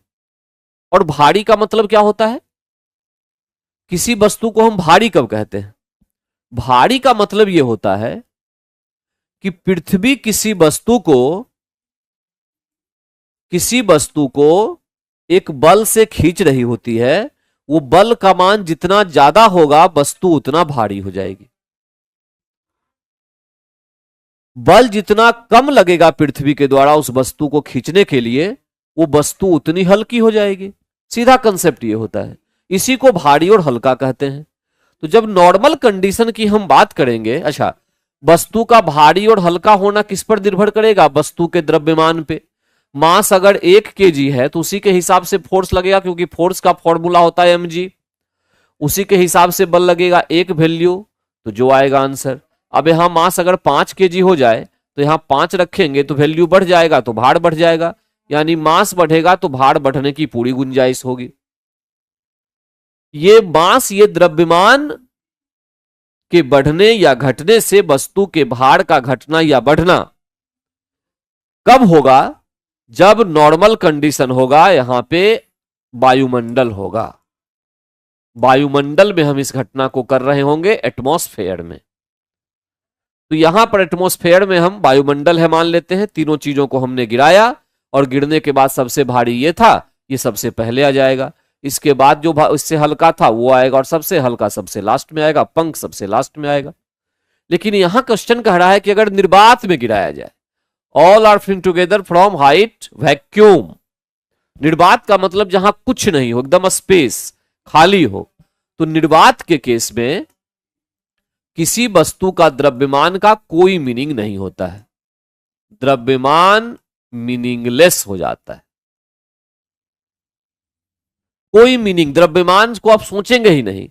जब द्रव्यमान को सोचेंगे नहीं तो इसका मतलब तो ये 5 kg का है और ये 1 kg का है, कोई मतलब नहीं है, सब बराबर है, क्योंकि वैक्यूम का कंडीशन है। तो उस परिस्थिति में प्रत्येक पर वस्तु का फोर्स एक ही लगेगा, प्रत्येक पर वस्तु का फोर्स एक ही लगेगा, और वो केवल जी, क्योंकि एम का तो कोई मतलब ही नहीं है। तो इसका मतलब ये हुआ कि बल का मान बराबर लग रहा है, तो प्रत्येक चीजें एक साथ धरती पर आएगी। तो करेक्ट आंसर ये हो गया कि तीनों एक साथ जमीन पर पहुंचेंगे, all three together will reach the ground, है सी। समझे मेरी बात, इस बात को ध्यान में रखना है, तीनों एक साथ जमीन पर पहुंचते हैं। अच्छा, जब हम लोग किसी वस्तु पर बल लगाते हैं तो ऐसे लिखते हैं, F बराबर m और a होता है एक्सेलरेशन, त्वरण। त्वरण जो वस्तु पर हम लगाते हैं, जब वस्तु को पृथ्वी अपनी ओर खींचती है तो वहां F बराबर हम लिखते हैं mg, a के जगह पे हम g लगते हैं। इसका मतलब ये हो गया कि यहां त्वरण g होता है, लेकिन g कौन लगाती है, पृथ्वी लगाती है किसी वस्तु पर, ये g, ठीक है, ये g जो है त्वरण है जो पृथ्वी वस्तु पर लगाती है। तो g बराबर त्वरण पृथ्वी के द्वारा, पृथ्वी के द्वारा, ठीक है। और ये g जो है पृथ्वी के द्वारा जो लगता है, g का मान इक्वेटर पर मिनिमम होता है, सबसे कम, यानी भूमध्य रेखा पर सबसे कम। g का मान ध्रुवों पर, पोल्स पर, ध्रुवों पर मैक्सिमम होता है, सबसे अधिक। 2 पॉइंट ये आप याद रखेंगे, g का मान इक्वेटर पर सबसे कम, भूमध्य रेखा पर, g का मान ध्रुवों पर सबसे अधिक, और g का मान पृथ्वी के केंद्र पर 0 होता है, पृथ्वी के केंद्र पर 0 होता है, 0 होता है, ठीक, 0 होता है।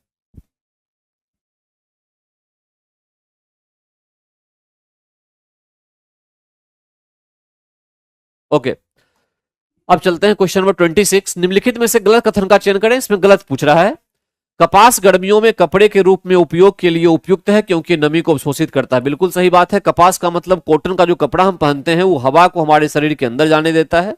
हवा क्या करती है, हमारे पसीने को जब हवा पहुंचती है वहां पर तो पसीना तेजी से सूखता है, हमारे शरीर की उष्मा को लेता है और हमारा बॉडी ठंडा हो जाता है। ये करेक्ट आंसर है, बिल्कुल सही बात है। लेकिन गलत, अच्छा गलत चुनना है, ठीक है सही है। सीडी बनाने के लिए पॉलीकार्बोनेट का उपयोग होता है, ये भी सही बात है। सीडी बनाने के लिए पॉलीकार्बोनेट का उपयोग होता है और साथ साथ जोड़ दें अगर तो एक्रिलिक प्लास्टिक का भी उपयोग होता है। एक्रिलिक प्लास्टिक का भी उपयोग इसमें होता है, ठीक है, चारों तरफ देने के लिए उसको। दूसरा सही। तीसरा एक्रिलिक, अब वहां एक्रिलिक लिखा, एक्रिलिक आ गया। एक्रिलिक को कृत्रिम रेशम भी कहा जाता है, ये पॉइंट गलत है। एक्रिलिक जो है इसको कृत्रिम रेशम नहीं कहा जाएगा, ठीक है।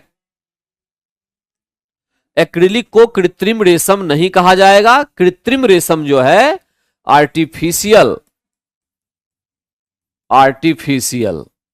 जो रेशम है ये एक्चुअली में रेयॉन को कहा जाता है। रेयॉन, ये रेयॉन, और रेयॉन जो है इसे सेल्यूलोज की सहायता से निर्मित किया जाता है,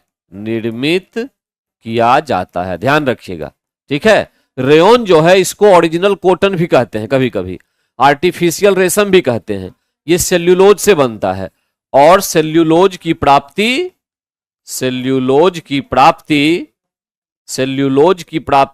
पेड़ पौधे से होती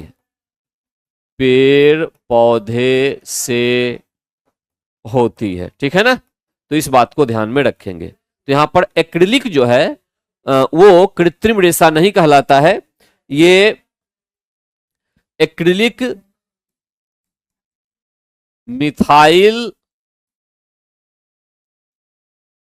एक्रिलिक्ट नाम के पदार्थ से एक्चुअली में ये एक्रिलिक को बनाया जाता है, ठीक है। एक्रिलिक, मिथाइल एक्रिलिक नाम के पदार्थ से एक्रिलिक को, ये पूरी तरह से कृत्रिम होता है, ठीक।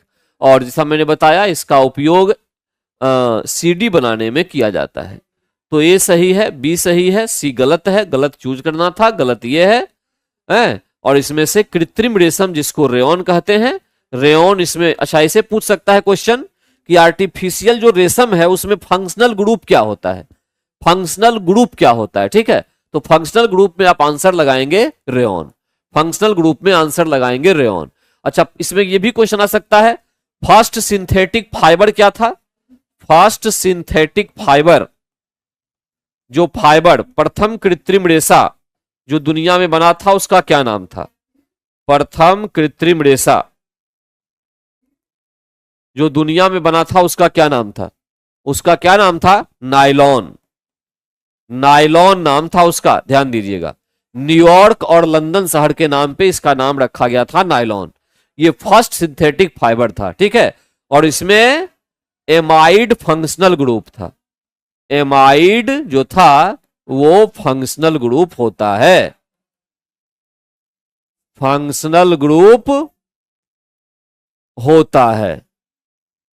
तो एमाइड फंक्शनल ग्रुप नायलॉन में होता है। और नायलॉन जो है फर्स्ट सिंथेटिक फाइबर है, प्रथम कृत्रिम रेशा है जिसका निर्माण किया गया था, ठीक है। इतने पॉइंट्स को आप याद रखेंगे। अब चलिए क्वेश्चन नंबर 27 पे। निम्नलिखित में से ग्रीन हाउस गैस, देखिए ग्रीन हाउस गैस जो पृथ्वी की लघु तरंगदैर्घ्य वाली विकिरण को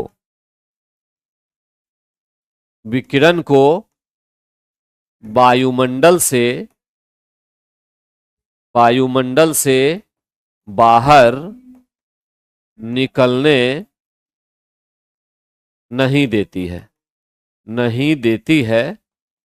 नहीं देती है, ठीक है। उसे ग्रीन हाउस गैस कहते हैं। ग्रीन हाउस का मतलब यह होता है पृथ्वी की लघु तरंगदैर्घ्य वाली विकिरण को वायुमंडल से बाहर निकलने नहीं देती है, ठीक है। सीधा मतलब यह हो गया, करेक्ट। एक सेकंड, तो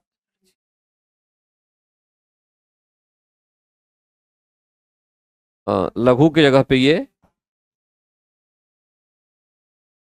लघु तरंग दैर्घ्य नहीं होगा, दीर्घ तरंग दैर्घ्य होगा। ठीक है, दीर्घ तरंग दैर्घ्य, दीर्घ तरंग दैर्घ्य। ठीक, पृथ्वी की दीर्घ तरंग दैर्घ्य वाली विकिरण को वायुमंडल से बाहर निकलने जो नहीं देती है वो ग्रीन हाउस गैस है। परिणाम क्या होता है? परिणामतः पृथ्वी का औसत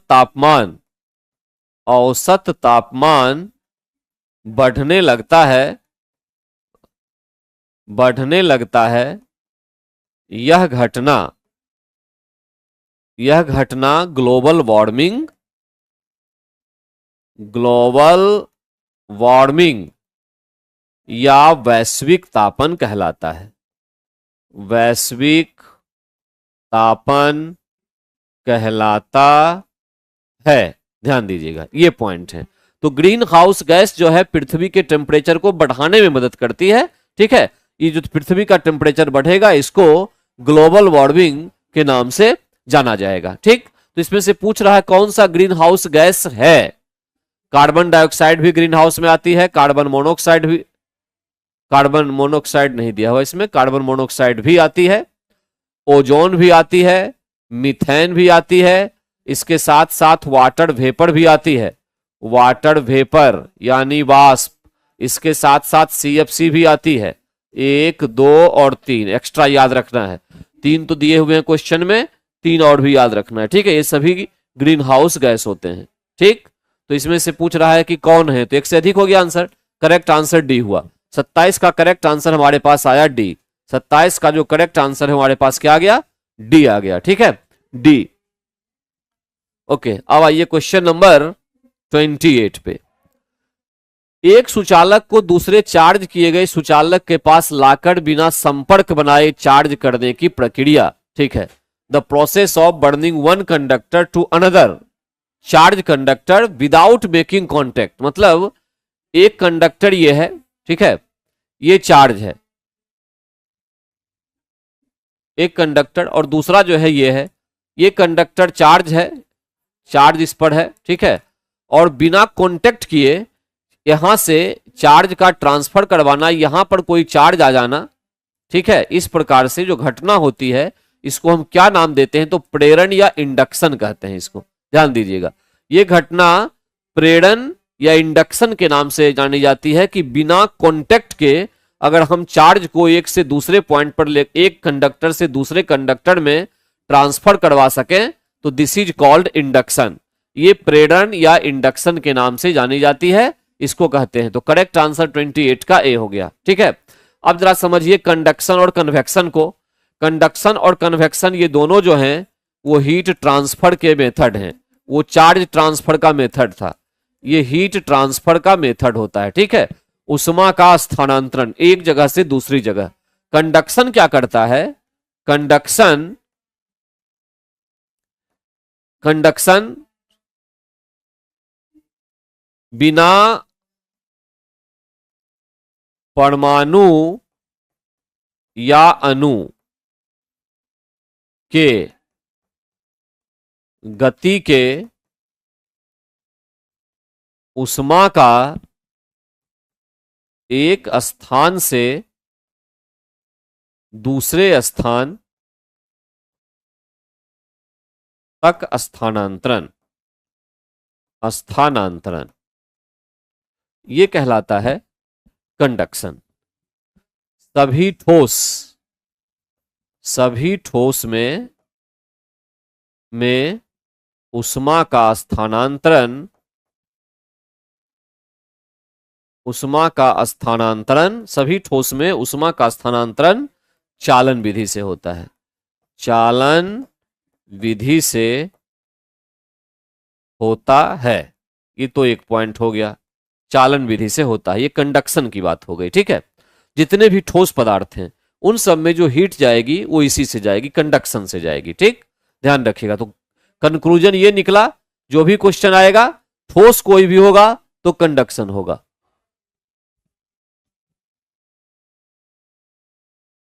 रवि 29 का सी है। वाह, क्वेश्चन अभी 28 चल रहा है, आपने 29 का आंसर दे दिया, बहुत आगे, बहुत बढ़िया। तो एक हो गया। कन्वेक्शन की जहां तक बात है, जिसको संवहन कहते हैं, ठीक है, इसमें क्या होता है कि कण के गति के साथ उष्मा का स्थानांतरण, उष्मा का स्थानांतरण, अंतर दोनों में समझ में आ गया होगा। इसमें कण का स्थानांतरण नहीं होगा। जैसे ये एक लोहा है और इसके एक छोर को हम गर्म करते हैं तो उसका कण अपनी जगह पे रहता है, पार्टिकल, और उष्मा जो है एक से दूसरे, तीसरे, चौथे, पांचवे यहां तक पहुंच जाती है। तो हीट यहां से यहां चली आई, उष्मा का ट्रांसफर हुआ, लेकिन ये कण जो है अपनी जगह पे बना रह गया, फिक्स रहा। ये ठोस में ही हो सकता है, इसीलिए कहते हैं कि सभी ठोस जो होंगे उनमें हीट जो जाएगी कंडक्शन से जाएगी। ये मेथड कंडक्शन है, चालन है। कन्वेक्शन में क्या होता है, जैसे एक बर्तन, उसमें पानी और ये कण, और जब इसको हम हीट करेंगे तो हीट करने के बाद पानी का कण ही ऊपर चलने लगता है ना, ऊपर की ओर, और ये कण जहां तक जाता है उष्मा को लेके जाता है, पूरी पानी गर्म हो जाती है। ये प्रक्रिया हमारा कहलाता है कन्वेक्शन। इसमें क्या हुआ कि पानी का कण गया था साथ में, ये संवहन कहलाता है। तो इस संवहन की प्रक्रिया से क्या होगा, स्थानांतरण सभी द्रव तथा गैस इसी विधि से गर्म होते हैं, इसी विधि से गर्म होते हैं। मैंने क्लियर कर दिया है। क्वेश्चन किसी प्रकार का आएगा, प्रेशर कुकर गर्म हुआ तो कौन सा मेथड, कंडक्शन, क्योंकि कुकर ठोस है। कुकर के अंदर का भोजन पक गया, वो किस मेथड से, कन्वेक्शन, क्योंकि उसमें पानी था और कोई चीजें थी, है ना। तो द्रव या गैस का गर्म होना ये कहलाता है कन्वेक्शन। इतना पॉइंट आपको याद रखना है, द्रव या गैस का गर्म होना कन्वेक्शन कहलाता है, ठीक है। ये पॉइंट है, करेक्ट आंसर ये हो गया। तो इसमें करेक्ट हो गया प्रेरण, चार्ज का ट्रांसफर, प्रेरण, बिना टच किए हुए, बिना टच किए हुए। 29 क्वेश्चन नंबर 29 है, निम्नलिखित विशेषताओं में से कौन सी रासायनिक परिवर्तन की विशेषता नहीं है। देखिए ये केमिकल चेंज पूछ रहा है। केमिकल चेंज, केमिकल चेंज में तीन बातें होती है। एक तो ये रिवर्सिबल प्रोसेस होता है, ध्यान दीजिएगा, रिवर्सिबल, यानी एक पॉइंट ये बदला अगर 2 में तो फिर 2 से 1 नहीं होगा, ये ध्यान दीजिएगा, ऐसा नहीं हो सकता है। ये जो है रिवर्सिबल प्रोसेस, फर्स्ट पॉइंट ये, ठीक है। निम्नलिखित विशेषताओं में से कौन सी रासायनिक परिवर्तन की विशेषता नहीं है, ठीक है। पहला तो देखिए, बीइंग इरिवर्सिबल, इरिवर्सिबल होता है, ये तो बात है, इरिवर्सिबल, रिवर्सिबल नहीं होगा, बदलेगा नहीं, तो इरिवर्सिबल हो गया, ठीक है। दूसरा पॉइंट ये होता है कि जब कभी भी कोई केमिकल चेंज होगा तो नए पदार्थ का निर्माण बनता है, बिल्कुल न्यू सब्सटेंस। जैसे हाइड्रोजन और ऑक्सीजन आपस में अगर रिएक्शन करते हैं तो आपके पास वाटर आता है, पानी। अब ये पानी जो है ये एक नया पदार्थ है, न्यू सब्सटेंस है। इसकी तुलना में हाइड्रोजन गैस, ऑक्सीजन गैस जो बना वो द्रव, बिल्कुल नया। हाइड्रोजन जो है विस्फोटक, आग लग जाए तो और आग को बढ़ाए, ऑक्सीजन भी आग लगने में सहायता करे, आग को बढ़ाए, आग को बढ़ाएगा, और पानी आग को बुझाएगी, तो बिल्कुल नई बन गई ना, आग को बुझाएगी। तो इससे क्या पता चलता है कि केमिकल रिएक्शन के बाद जो नई चीज बनती है वो बिल्कुल नई चीज होती है, जो बनती है वो नई होती है, उसका पुराने से कोई संबंध नहीं होता है। तो नए पदार्थ का बनना ये भी सही है।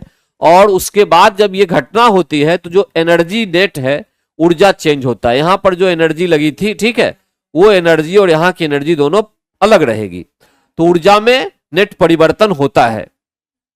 ऊर्जा में या निवल ऊर्जा कहते हैं उसको, नेट एनर्जी में परिवर्तन, ये सबसे इंपॉर्टेंट फैक्टर है।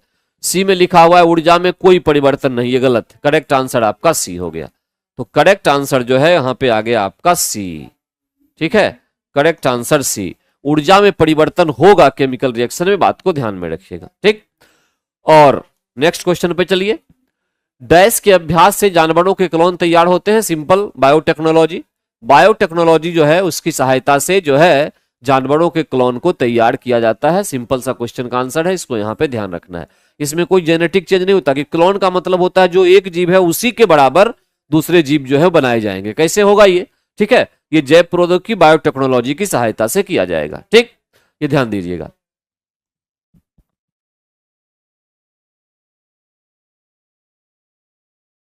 हाँ, खत्म हो गया, एक ही क्वेश्चन हमारा। कंधे पर पाए जाने वाला जोड़ भी पाया जाता है, कल ही क्वेश्चन ये आया था, डिस्कस कल ही हम लोगों ने किया था। ठीक है, ये जो पिक्टोरियल ग्रिडल कहलाता है, 4 की संख्या में पिक्टोरियल ग्रिडल है ना, ये हमने देखा था, ये 4 की संख्या में था। ठीक, पिक्टोरियल ग्रिडल, ये एक्चुअली में यहां बी करेक्ट आंसर है, नितंब में भी पाया जाता है, तो बी करेक्ट आंसर इसका हुआ। इसमें एक पॉइंट ध्यान देना है आपको कि बोन जो होते हैं, बोन, ठीक है, ये बोन जो होते हैं कैल्शियम, इसमें लगभग 98% उसी से बना होता है ये। ठीक है, विटामिन डी जो है, विटामिन डी कैल्शियम को हड्डियों पर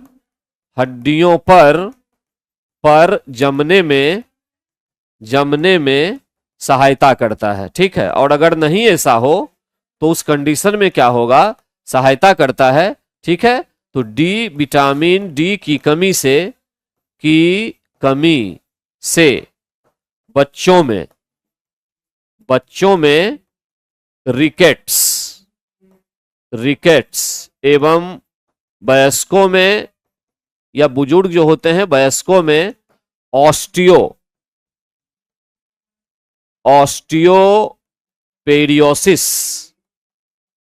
पेरियोसिस, हड्डियों का कमजोर होना, बीमारी हो जाती है।